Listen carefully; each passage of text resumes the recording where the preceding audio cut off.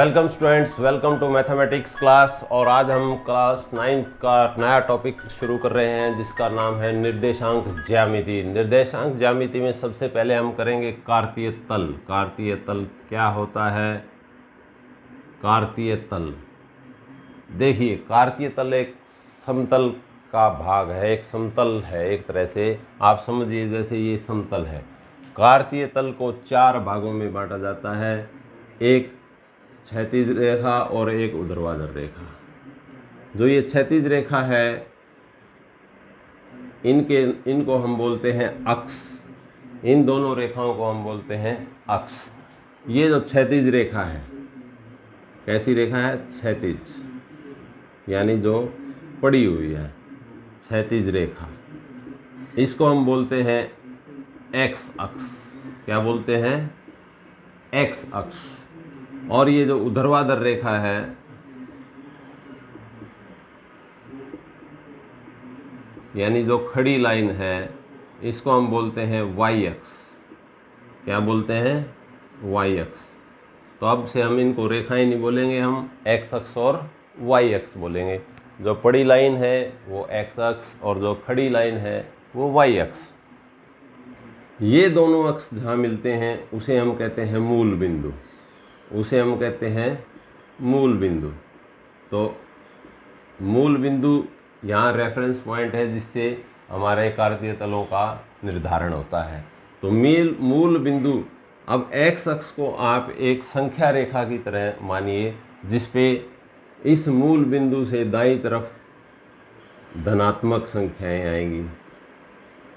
1 2 3 4 5 6 7 और इस प्रकार चलती रहेंगी।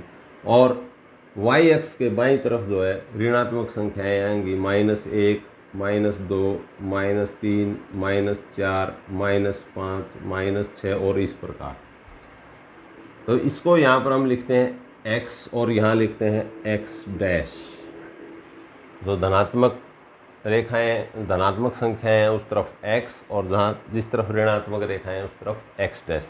इसी प्रकार ये जो ऊर्ध्वाधर रेखा है यानी जो y अक्ष है उस पर ऊपर की तरफ धनात्मक संख्याएं और नीचे की तरफ ऋणात्मक -1 -2 -3 -4 -5 -6 इस प्रकार। तो इस प्रकार ये जो तल है, ये जो कार्तीय तल है, इसको एक्स अक्ष और वाई अक्ष 4 भागों में बांटते हैं और प्रत्येक को हम कहते हैं चतुर्थांश। चतुर्थ मतलब 4, चतुर्थांश मतलब चौथा अंश। चौथा अंश। तो इसमें 4 चतुर्थांश बन गए और इनका नामकरण जो है, जहाँ पर ये पहला चतुर्थांश होता है, ये दूसरा है एंटी क्लॉकवाइज इनके नाम हैं, ये तीसरा है और ये चौथा है। इस प्रकार 4 चतुर्थांश होते हैं। अब किसी भी बिंदु को हम इस तल के अंदर इसके माध्यम से कार्तीय तल, जो कार्तीय तल सिस्टम है, कोऑर्डिनेट सिस्टम है, उसके अंदर किसी भी बिंदु को एक्स अक्ष और वाई अक्ष की सहायता से उसकी स्थिति का निर्धारण कर सकते हैं, कोई वस्तु कहाँ स्थित है। जैसे मैंने कहा ये एक बिंदु है ए बिंदु का स्थान बताइए। अब कोई रेफरेंस पॉइंट होता है, उसके हिसाब से हम इसको बता सकते हैं कि भाई जैसे आप अपने दोस्त के घर गए, आपको मालूम है रमेश का घर यहाँ है, लेकिन सुरेश का घर आपको नहीं मालूम, आपको सुरेश के घर जाना है। तो रमेश कहता है मेरे घर से 2 घर आगे वाला सुरेश का घर है, तो आप तुरंत वहाँ पहुँच जाएंगे क्योंकि आपको रेफरेंस मिल गया, क्योंकि एक पहचान वाला मिल गया, उससे उसकी सहायता से आप उसके घर पहुँच गए। तो यहाँ पर वो रेफरेंस बिंदु जो है मूल बिंदु होता है बच्चों, और इस मूल बिंदु को सहायता से हम किसी भी स्थान की स्थिति का निर्धारण कर सकते हैं। हम बात कर रहे थे ए बिंदु की। तो ये जो ए बिंदु है, देखिए इस वाई अक्ष से 5 दूर है और एक्स अक्ष से इसकी दूरी, यहाँ से वाई अक्ष से 4 दूर है, इसकी दूरी कितनी है? 4, और एक्स अक्ष से कितनी है? 5 इकाई। तो इसके जो है निर्देशांक बन जाएंगे 4,5। किसी भी बिंदु के निर्देशांक, कोई भी बिंदु किसी तल में स्थित है तो उसके निर्देशांक क्या होते हैं। दूसरी चीज़ जो हम इसमें सीखेंगे,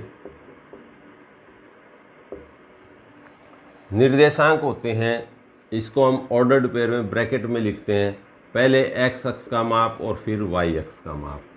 तो जैसे यहाँ पर ए बिंदु है तो ए के निर्देशांक क्या होंगे, एक्स अक्ष पर वो कितनी दूर है 4 इकाई, और वाई अक्ष पर वो कितनी दूर है 5 इकाई, 4, 5।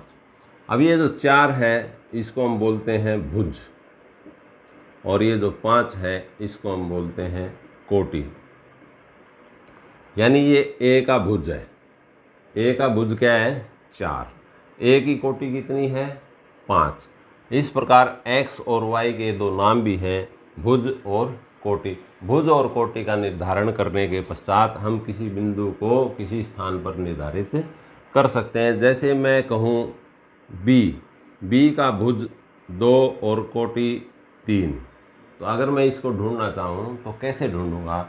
तो देखिए एक्स अक्ष पर मैं 2 इकाई चलूँगा क्योंकि भुज का माप 2 है और कोटि 3 है। पहले मैं यहाँ अपने आप को हमें निर्धारित करना है कि हम मूल बिंदु पर हैं, और उसके बाद जो भुज का माप है उसी के अनुसार हमें चलना है, उस बिंदु तक हमें जाना है, फिर कोटि की तरफ जाना है। तो 2 और 3 है तो पहले मैं मूल बिंदु से 2 इकाई इधर चलूँगा और फिर 3 इकाई ऊपर चलूँगा तो मैं यहाँ पहुँच जाऊँगा। तो ये बिंदु जो है मेरा, इसके निर्देशांक क्या है 2, 3। इसी प्रकार देखिए अगर बिंदु सी है जिसका माप है -3, 2, इसका मतलब है एक्स अक्ष पर -3 इकाई चलूँगा, यानी बाईं तरफ चलूँगा तो -3 तक मैं मूल बिंदु से गया, और उसके बाद जो है 2 अर्थात ऊपर की तरफ जाना है मुझे, और 2 इकाई जब मैं यहाँ चलूँगा तो मैं यहाँ पहुँच जाऊँगा। तो ये बिंदु जो है ये सी बिंदु हो जाएगा जिसके निर्देशांक -3, 2 है, और ये सी बिंदु जो है दूसरे चतुर्थांश में स्थित है। देखिए एक बिंदु और बनाते हैं हम D, -3, -2। अब x -3 है तो 0 से चले -3 की तरफ, और -2 तो हम नीचे की तरफ चलेंगे, नीचे की तरफ 2 इकाई नीचे की तरफ चले तो ये -3, -2, ये बिंदु हमारा D बिंदु हो गया। देखिए D बिंदु जो है तीसरे चतुर्थांश में स्थित है। अब ये धनात्मक और ऋणात्मक जो संख्याएं आती हैं भुज और कोटि के अंदर, ये हमें सहायता करती हैं ये निर्धारित करने में कि कोई बिंदु कौन से कार्तीय तल के अंदर है, कार्तीय तल के कौन से चतुर्थांश में है। तो अब देखिए हम ऐसा कुछ देखते हैं। जैसे मान लीजिए मेरे पास एक बिंदु E है, E बिंदु 4, 1, 4, -1, ये कौन से तल में स्थित है। अगर ये मुझे ये निर्धारित करना है तो मैं सीधे से कार्तीय तल मैंने बनाया, मैंने अपने आप को मूल बिंदु पर निर्धारित किया। अब x जो है धनात्मक है तो मैं इस तरफ गया, और y ऋणात्मक है तो ऋणात्मक की तरफ गया। अब मुझे एग्जैक्टली देखने की ज़रूरत नहीं है, लेकिन मुझे मालूम है कि ये पहला चतुर्थांश है, ये दूसरा, ये तीसरा और ये चौथा। तो मैं कहाँ पहुँच गया, चौथे चतुर्थांश में। तो बिंदु के निर्देशांक भुज और कोटि को देखते ही मैं ये निर्धारित कर सकता हूँ कि कौन से चतुर्थांश में यह बिंदु स्थित है। तो ई बिंदु जो है चौथे चतुर्थांश। आइए देखते हैं डी किस में स्थित है। एक्स भी माइनस का है और वाई भी माइनस का। एक्स माइनस का है तो मैं बाईं तरफ चलूँगा, और वाई माइनस का है तो मैं नीचे की तरफ चलूँगा। तो इसका मतलब डी बिंदु जो है वो तीसरे चतुर्थांश में स्थित है। तो बच्चों अब बिंदुओं के निर्देशांक का पता चल गया हमें, भुज कोटि का पता चल गया हमें, कार्तीय तल का पता चल गया हमें। इस प्रकार किसी भी वस्तु की किसी भी तल में स्थिति का निर्धारण हम निर्देशांक ज्यामिति के द्वारा कर सकते हैं। आइए स्टूडेंट्स देखते हैं एक्सरसाइज 3.2। इसमें पहला सवाल है, उन रेखाओं के नाम बताइए जो क्षैतिज और ऊर्ध्वाधर जो लंबवत रेखाएं हैं जो कार्तीय तल में बनी होती हैं। तो देखिए क्षैतिज रेखा को हम कहते हैं एक्स अक्ष, और ऊर्ध्वाधर जो रेखा होती है या लंबवत जो रेखा होती है उसको हम क्या कहते हैं, वाई अक्ष। अगला भाग है स्टूडेंट्स, प्रत्येक भाग का नाम बताइए, उस भाग का नाम जो कार्तीय तल में ये दो रेखाएं बनाती हैं। तो ये दो रेखाएं हमारे समतल को कितने भागों में बांटती हैं, 4 भागों में बांटती हैं। 4 भागों में देखिए, और ये 4 भाग हैं, इस प्रत्येक भाग को क्या कहते हैं, कितने अंश बन गए ये 4, तो प्रत्येक को हम कहते हैं चतुर्थांश। क्या कहते हैं, चतुर्थांश। इससे अगला है वह बिंदु जहाँ ये दोनों रेखाएं प्रतिच्छेद करती हैं, इस बिंदु को क्या कहते हैं बच्चों, मूल बिंदु। क्या कहते हैं, मूल बिंदु। आइए बच्चों देखते हैं क्वेश्चन नंबर 2। चित्र में देखकर हमें निम्न के बारे में बताना है। सबसे पहले है बी के निर्देशांक। देखिए बी कहाँ है, ये रहा, ये बी है। बी के निर्देशांक पहले एक्स अक्ष पर देखेंगे कितनी दूर है ये, -5, तो यहाँ लिख दिया हमने -5। फिर देखिए वाई अक्ष पर ये कितनी ऊंचाई पर है, 2, तो ये इसके निर्देशांक हो जाएंगे -5, 2। सी के निर्देशांक, सी बिंदु देखिए, ये सी बिंदु है। एक्स अक्ष पर कितनी दूर है ये, 5, एक्स अक्ष पर 5, और वाई अक्ष पर ये जो है -5, तो इसके निर्देशांक हो जाएंगे 5, -5। -3, -5 किस बिंदु को प्रदर्शित करता है, -3, x -3 है। देखिए -3 ये है, और -5 जब मैं जाऊंगा तो कौन सा बिंदु आ गया, E, तो ये बिंदु E को प्रदर्शित करता है। इसी प्रकार 2 -4, x पर 2 इकाई और y पर -4 इकाई, तो कौन सा बिंदु आ गया ये हमारे पास, G बिंदु। बहुत ही सरल है। D का भुज, भुज देखिए किसी भी संख्या को हम लिखते हैं तो पहले भुज आता है और फिर आती है कोटि, यानी x अक्ष का माप भुज कहलाता है। तो बिंदु D देखिए, बिंदु D ये है, और इस पे x अक्ष पे ये कितनी दूर है, ये 6 के सामने है, तो 6 आ जाएगा। D का भुज जो है 6 है, इसको ब्रैकेट में नहीं लिखेंगे, सिंपल लिखेंगे। बिंदु H की कोटि, H बिंदु ये है, कोटि मतलब y अक्ष पर ये कितनी दूर है, y अक्ष पर देखिए -3 के सामने है, तो इसकी कोटि -3 हो जाएगी। बिंदु L के निर्देशांक, L बिंदु देखिए कहाँ है, ये L बिंदु है, L बिंदु यहाँ है, तो इसके निर्देशांक x अक्ष पर तो ये 0 के ऊपर है और y अक्ष पर 5, तो x अक्ष पर 0 और y अक्ष पर 5। बिंदु M के निर्देशांक, ये बिंदु M है, तो x अक्ष पर -3, x अक्ष पर कितनी दूर है ये, -3, लेकिन y अक्ष ऊपर ना नीचे 0 पर है। कहाँ पर है, 0 पर, तो इसके निर्देशांक हो जाएंगे -3, 0।